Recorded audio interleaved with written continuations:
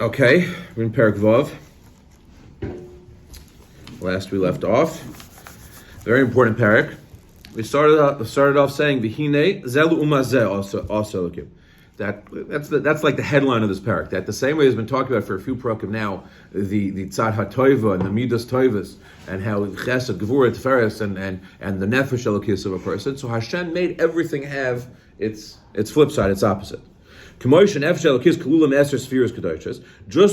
elokis has 10 spheres to it, and I pointed out last week on that side it's called spheres, levels. And it's mishlavesh b'shloish levushim kedoshim, and that the nefesh elokis can be mishlavesh through machshava, dibur, and ma'isa of Torah and mitzvahs. So the nefesh of sitra acher, which comes from klipas noida, is going to explain what klipas noida is soon. That's meluveshes b'dam ha'odin, that comes with the dam ha'odin, nefesh of ahami, also has 10 layers to it. Kisrin de savusa, the ksorim, crowns of tumah, that are the sheva midas rois. As I described last week, the Sheva Midas Rois are basically the flip side of the Midas Toivus. You have Chesed, that's a healthy, productive, positive Midah of Chesed, and then there's a concept of Chesed, like the Torah refers to it by a bol chayser, that it's a more unboundaried, untethered way of a person living. Or Gevura, and all the Midas can have bad elements to that, and those come from the Nefesh HaBahami. And those come from the Arbi Yisoidus Roim. All those things come from Arbi Yisoidus Roim Hanal. That the same way the human being, the physical body, is created out of our Arbi Yisoidus, the physical Yisoidus, Eish, Mayim, Ruach, and which one am I missing? Am I missing one? What? No, I said Adama. So there are Yisoidus that come from that certain midas, and those are what power the midas harois side, the chesed gvur that's on the side that's pushing a person away from the midas toivus. And the seichel that's moilu those things is nechlak the sholosh, the chachma bin v'das. Also, you think chachma seichel, the way he described it, it's mamish a chelik or kamimal, but there is an element of seichel that can be driving a person towards midas rois. Okay.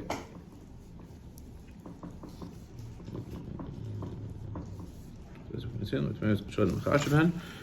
The Esther bechinos, these 10 levels, hatmeos, when a person thinks about them, the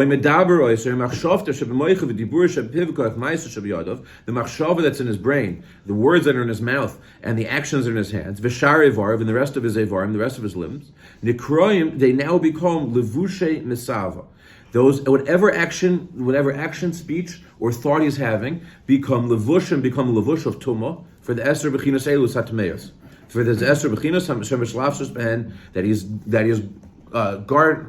garbing himself. The same way you garb yourself in Tara, the Esther spheres of Tara, when you do Torah mitzvahs and ma'asim toivim at that point in time, so do you do it through bad actions that they're mislabesh the Esther bechinos hatmeos.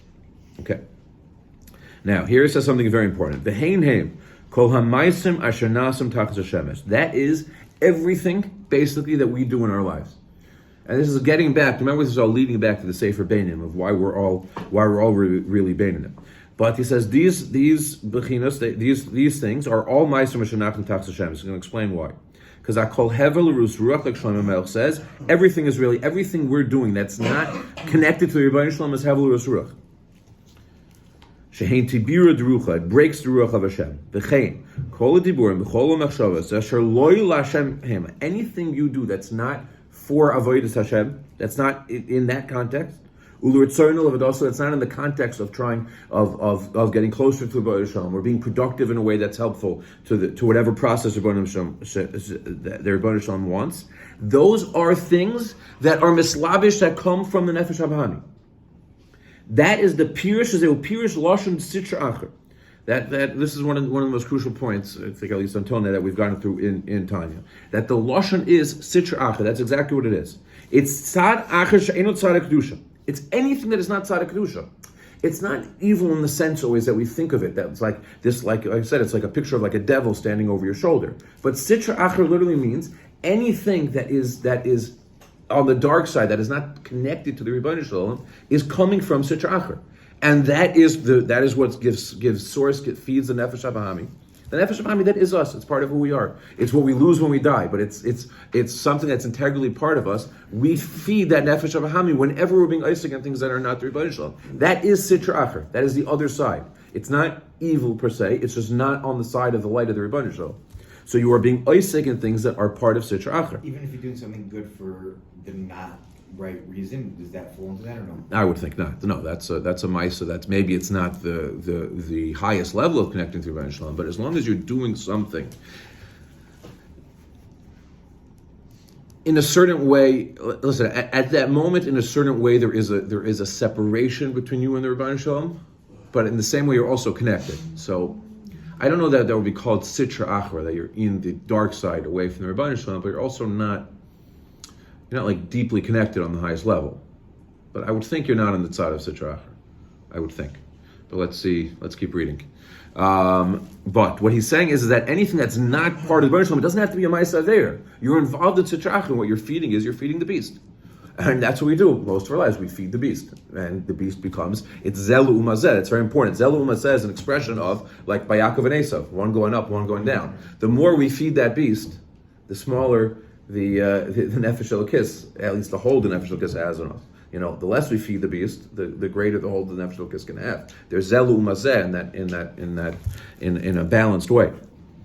So anything that's tzad acher, tzad kedusha, that's not hashra v'amshocha from the kedusha v'asem. The ein hakadosh baruch hu shoyer l'davar shabatul etzlo yisbar. Hakadosh baruch hu is shoyer on things that are mevatel themselves to him. When we put aside our own tzrachim and our own needs, like I said, to feed that beast, when we're vatal ourselves to Rebbeinu Shalom, that's when a Kadosh Baruch Hu shayr. That's when we're on the side of the Rebbeinu Shalom. And our bittul to Rebbeinu Shalom could be in anything we do. It just has to be coming from that perspective and being done in that concept. Whether it's b'poil like malachim el yonim are mamish batul to Rebbeinu Shalom, they have nothing, they have no character traits outside the Rebbeinu Shalom. Or whether it's just b'koyach, that we have the potential. Like a person, every second we have the potential to move to ourselves to Rebbeinu. And that's not just like, oh, you have great potential. We can be involved in such an act at every second. The Bach says that a person is by having a machshava to be moist nefesh with the Rebbeinu Shalom, you're being makai in the midst of Mesiras Nefesh of Hafta Shem Kecha b'chol nafshecha at every second.